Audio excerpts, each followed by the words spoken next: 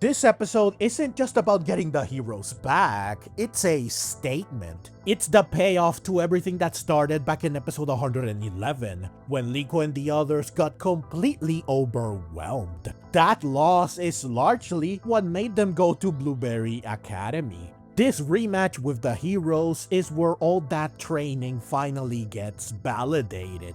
This time, they don't just hold their own, they win, and they do it convincingly despite a few struggles. Now, the format definitely helps. Last time, it was total chaos. Multiple opposing Pokemon rampaging at once, attacks flying in from every direction, and no real way to control the flow of the fight. Here, the 1v1 setup makes things more focused. There's no getting blindsided, no ganging up. It's just everyone versus their opponent. But this also means there's nowhere to hide. Every battle comes down to the individual, their decisions, their strategy, and their Pokemon. They can't rely on anyone else to bail them out. So in some ways, it's more controlled, but in others, it's even more demanding. And the fact that they all come out on top really says everything about how far they've come. And this episode backs this up visually too. The animation and the choreography here are strong, though not perfect. The usual issues are still present. Moments that are stiff or slow or too static.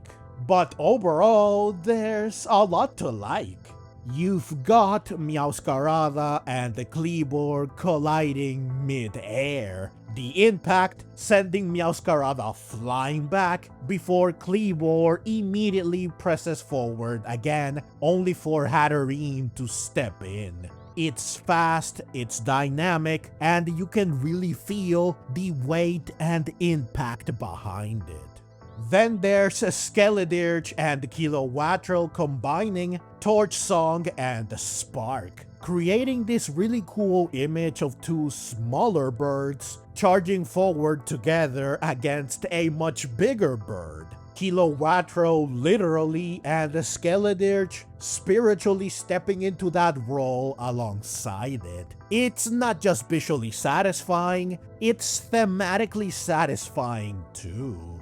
Dragonite weaving around Gouging Fire's Dragon Pulse looks incredibly smooth and fluid. Just a clean side-to-side movement that sells the speed perfectly.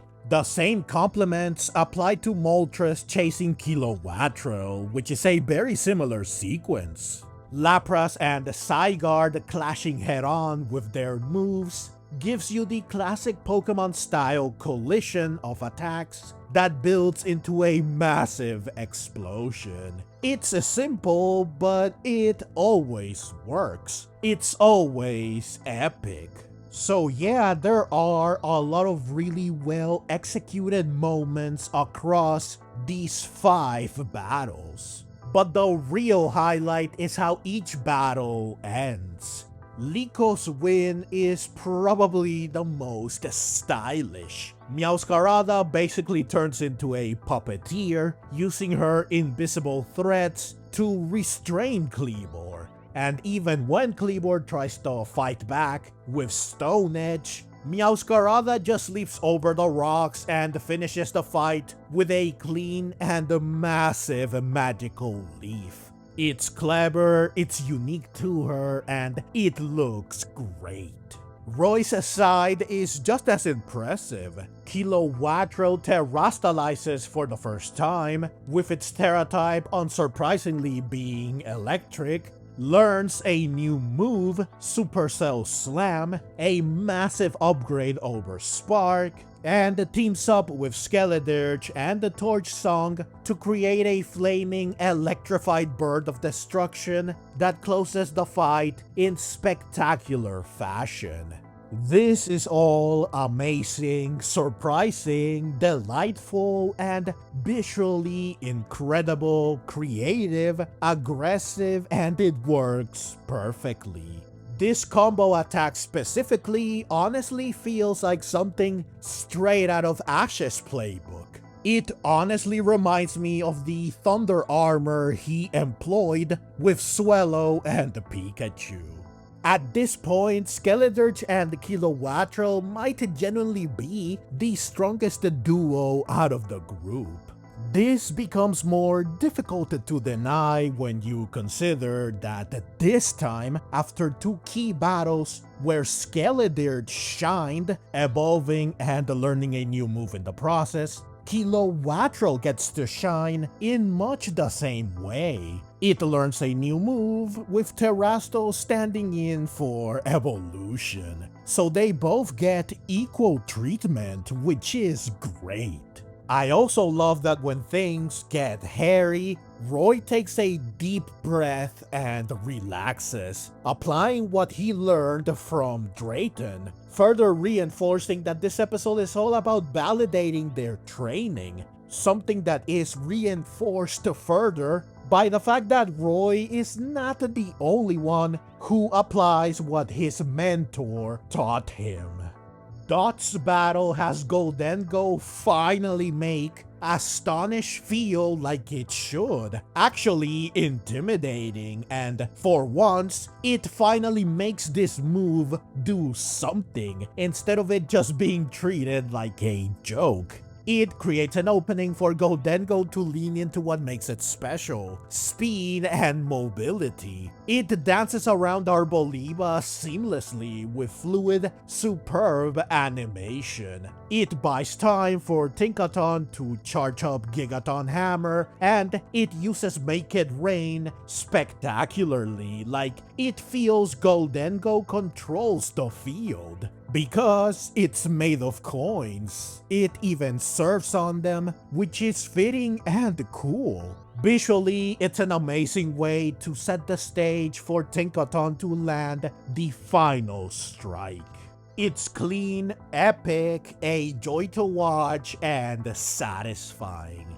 Then there's Ult finally using his head. Instead of rushing in, he actually applies what he learned from Lacey. He watches his opponent closely, understands it, and builds a strategy around that. He has Dragonite reveal It Knows Twister, which draws in Ancient Power, turning it into a combined attack. This is genuinely clever. This effectively hits Gouging Fire with both a Dragon type and a Rock type attack at once, targeting two of its weaknesses.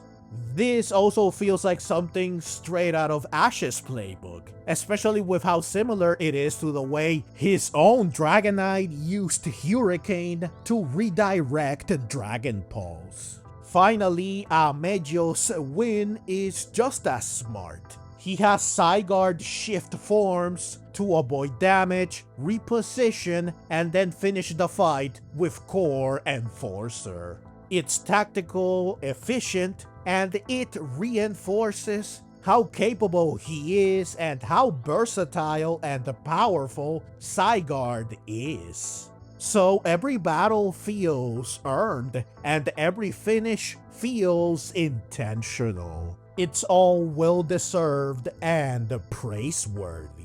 Beyond the battles, there are a few other things worth highlighting. Coral and Decidian once again show that they might not fully align with Spinel. They don't seem to be completely on board with the way he does things. Like I've said before, this leaves the door open for them to potentially turn on him somewhere down the line. I love how the heroes are brought back. Once Laqueum fully takes over, it's the bonds they've built, both with Liko and friends and with Lucius, that bring them back, which is poetic, because Laqueum itself breaks those connections. The very thing Spinel dismisses as weak is what ultimately overcomes the artificial power he is so proud of. This showcase of flashbacks is also another example of Horizons retroactively reinforcing and adding value to the journey so far. No matter how small a moment may seem, it always finds a way to matter later. Seeing all the heroes terrestrialize is also a great moment. Not just visually, but because it confirms they are ready. They have their Terra types, they can contribute to ending Lakuion for good. Everything is in place.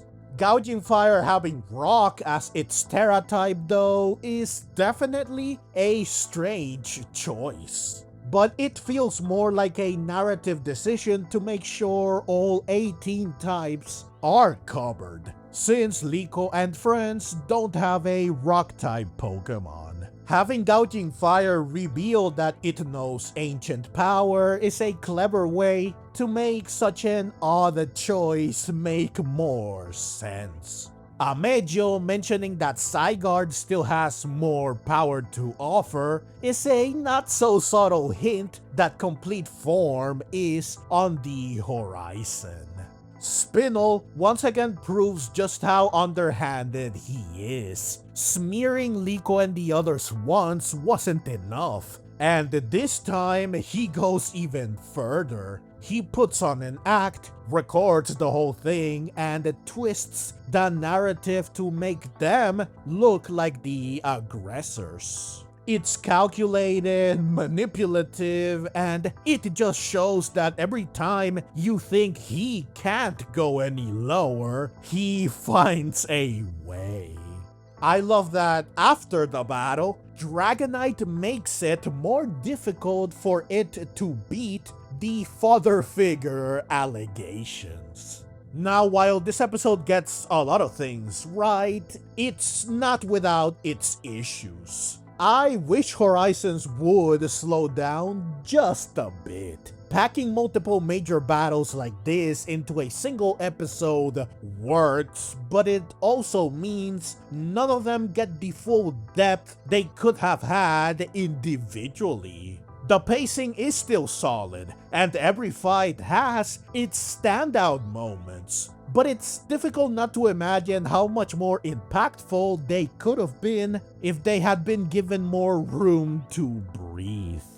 I hate how even after reaching her final form, Hatterene continues to be relegated to a supporting role, healing and protecting her teammates, but being unable to shine herself. Yes, she still always manages to contribute meaningfully in a way that suits her at that, but it would be great if she was allowed to stay in the fight to the very end for once, and actually be the one to close things out or to help close things out, instead of constantly setting up someone else to do it while she is knocked out. Skeledirge, Kilowattrel, Goldengo, and Tinkaton all survive their fights, and they get the win together, while Hatterene goes down and Meowscarada finishes Kleavor on her own.